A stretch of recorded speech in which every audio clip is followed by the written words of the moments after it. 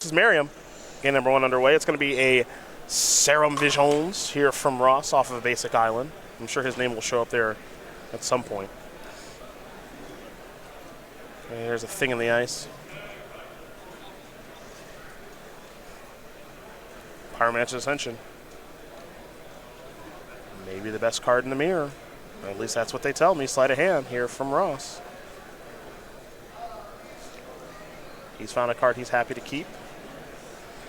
And now he'll play another sleight of hand. Found another card he's happy to keep. Third land here from Merriam. We'll get him a basic mountain. Will he be able to transform Thing of the Ice on turn number 3 is the question. He needs a free spell to do it. Could also be looting into multiple Arclight Phoenixes, even if you can't transform this turn. Which wouldn't be so bad.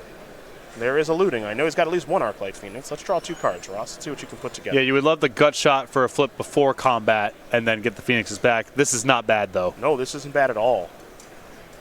Manamorphose here from Corrigan. That's how he's going to get this party started. He's got a red to blue. Now he's just got a red. Sleight of hand.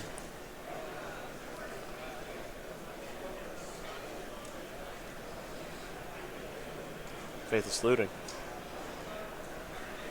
Time to discard a couple of cards. Arclight Phoenix and his Steam Vents head to the graveyard. Keep in mind he hasn't played land just yet. Spire Bluff Canal, there's Faithless Looting. Two counters, pardon me,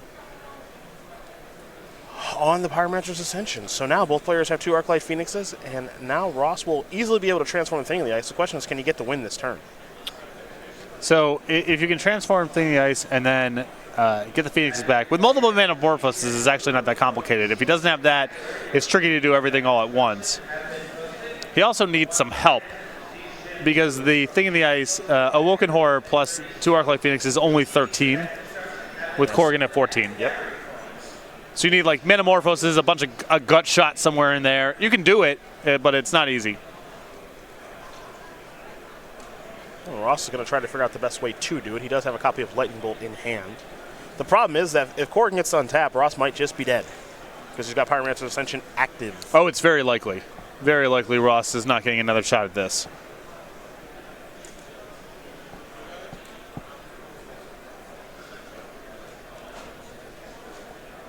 Now, the easy thing to do is if Merriam has a copy of Faithless Looting in hand, it actually gets quite easy. Because right now, I'm counting Faithless Looting as costing 3 mana because of flashback, as opposed to just 1. Here's a Thought Scout. 1, 2, draw. Crackling Drake ain't it. Promise you that much. There's a Flooded Strand. Here comes an attack for 7. So Ross is going to be able to easily present lethal next turn. But again, we don't know if there will be a next turn. Here's Serum Visions twice. Yeah, I think Ross gave himself a shot with that Thought Scour, flipping over a 3rd Arclight Phoenix and winning the game. So he understands the level of crisis that he's at right now. Manamorphose was the scary one. If Abe was able to find one of those, he'd be able to be plus mana. Now he's got 4 mana to work with at least. And that's where things get scary. Here's a Serum Visions. He should be able to work his way through his entire deck now, probably. Be shocked if he didn't. Yeah, 3 mana still in the pool. If you're Ross, you're just hoping for some sort of fail. All right, Faithless Looting. This will happen twice, remember.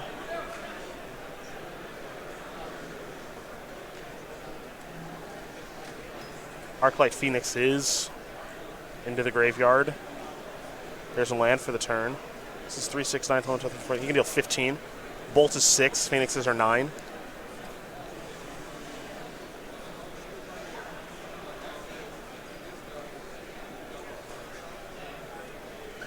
Well, this is interesting. Ross can still maybe win this one. Yep. I was not expecting him to get out of this turn, but it's looking like that's going to be the case. Phoenixes are back on defense. Ross going to search up his Steam Vents. I will confidently say that Ross is not getting out of the following turn. I'm with you. Got to win here. But he lives to see another day. Indeed he does.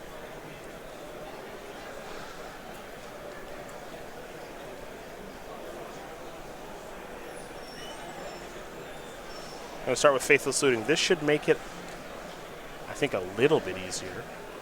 That's spell 1. Spell 2 is Metamorphose, always a doozy. Spell 3 is Sleight of Hand, so Phoenix is coming back. Yeah, but getting across 7 points here against 3 blockers is not going to be easy. And a Lightning Bolt.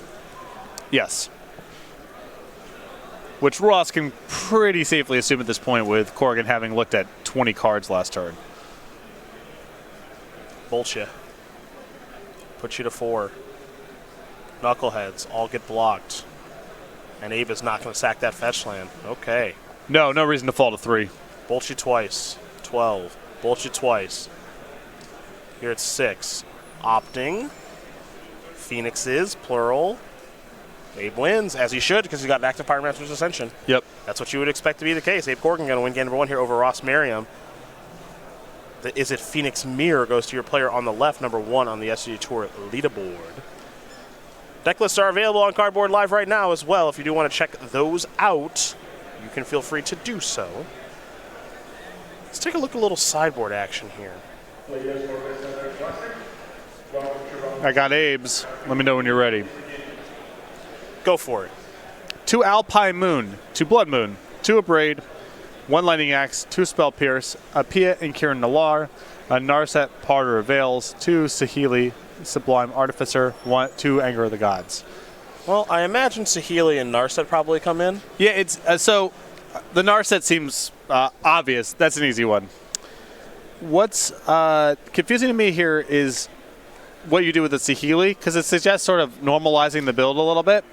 And Corrigan's deck is very much a combo deck, and it's not easy for Ross to sideboard into a deck that can answer that. So he still might want to just keep it tight and not mess around with something like that, though it still might be good enough to play anyway.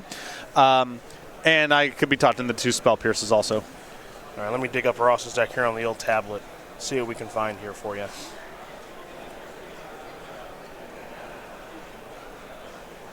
Are these Cracking Drakes still good?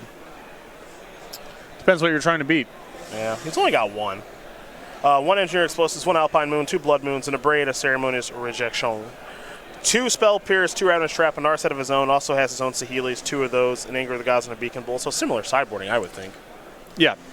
These Planeswalkers almost certainly going to come in. I have to imagine they're pretty good. Ross is going to start things off with a Sulfur Falls that enters the battlefield tapped. Yeah, the Narsets in particular seems busted. Spirebuff Canal into Serum Visions here for Abe. Saheeli is slow and not that good against Awoken Horror, which makes me skeptical of it. Awoken Horror / Thing in the Ice on the battlefield here for both players, where Abe has 4 Pyromancer's Ascension, Ross has 2. Notable.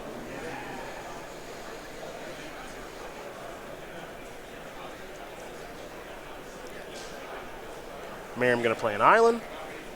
Metamorphose. Faithless Looting, down to 2 ice counters. Beacon Bolt in the deck after sideboard, okay.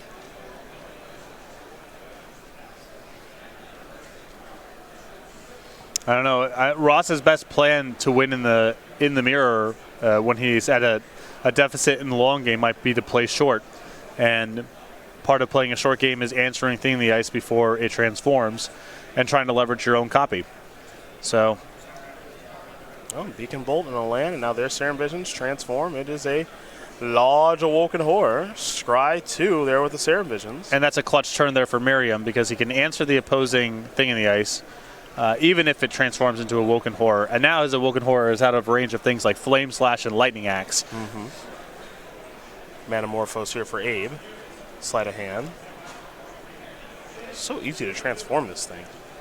We saw in the first game, in a losing effort, Merriam needs to turn this game into a race. He cannot win a long game against Pyromancer Ascension, so he's sideboarding with playing a short game in mind.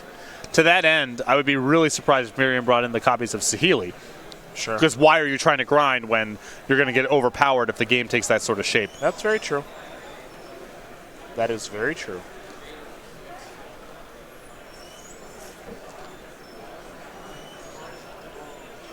Arclight Phoenix is not coming back. Ravenous Trap is going to take care of that graveyard for good.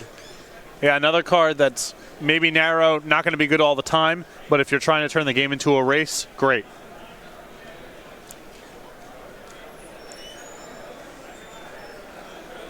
Remember, Awoken Horror is a 7/8, so they can run into each other. We'll also take a look at the cards that Abe has lost.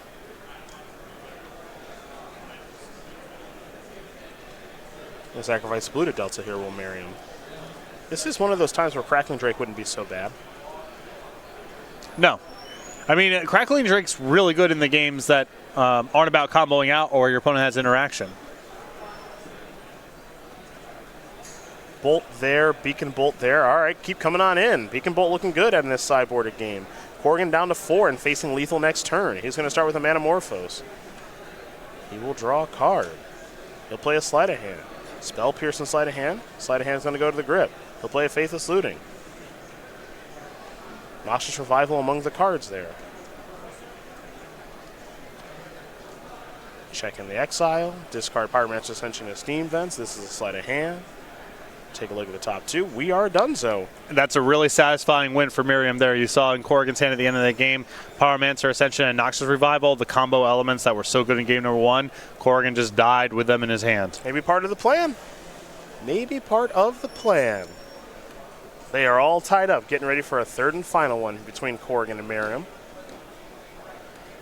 Both these players having a great season here on the SCG Tour. You see next to Corrigan, there's a big old 1 because he's number 1 on the leaderboard. And unfortunately for Ross, you don't see the 11, but that's where he's at right now. Abe Corrigan leading things with 124 SCG Tour points, while Ross Merriam has 85. Ross no stranger to the Players' Championship, as I mentioned earlier on in the round. It would be Abe's first if he's able to maintain this lead over the next couple of weeks. We will have to see.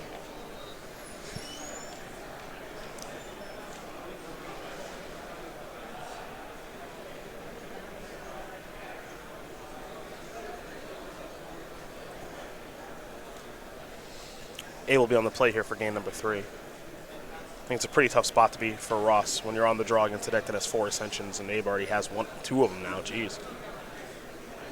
He's going to unsurprisingly keep where he's got his best card in his hand. Yeah, and you know, Merriam's probably going to not be able to counter it, and if it's on the battlefield, it's there to stay. So the only thing, again, just like we saw in game number 2, he can turn the game into a race. He can try to end the game before he's overwhelmed, but he's not going to be able to play a straight-up game over multiple turns. Flooded Strand there for Ross. He'll pass the turn back over to Corrigan.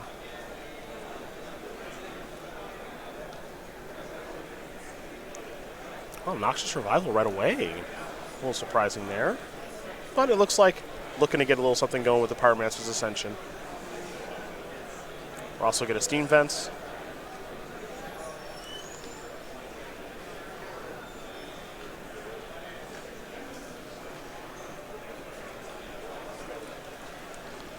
And we'll head back over to Ross.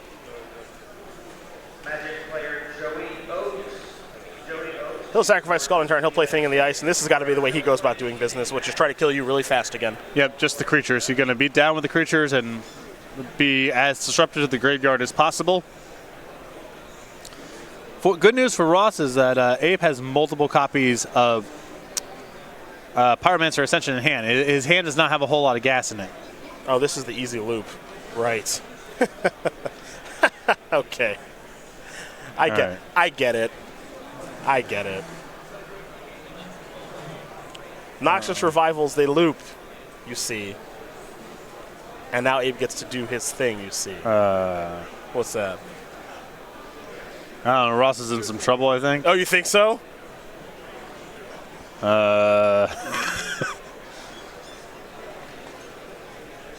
Well. Welp. This better be a real good third turn there, pal. I'm not that good at math, but I'm sort of piecing this together, and I think Ross is in some trouble. He's got a Ravenous Trap. That's something. Maybe. Yeah, so now Noxious Revivals are gone, sure. I mean, certainly Corrigan. Oh, look, Corrigan's at 12 from the Phyrexian mana. You got to train. Oh, okay. We got a shot at. Okay. We got a shot. We 12. definitely got a shot. We got a shot at 12 this turn. Serum Visions, transform. You got discard 2. Does he have the looting? You need to discard 2 of these things. Looting. Oh my! Show me some Arc Lights. It's 1 Arc Light. and a thing in the ice. Okay. Island, arc light, 10 ball. Here we go. All right. What's this? Center drift. Oh! Oh! Center drift puts that back on top. I think Ross wins. Wow. Hey! That's a nice comeback.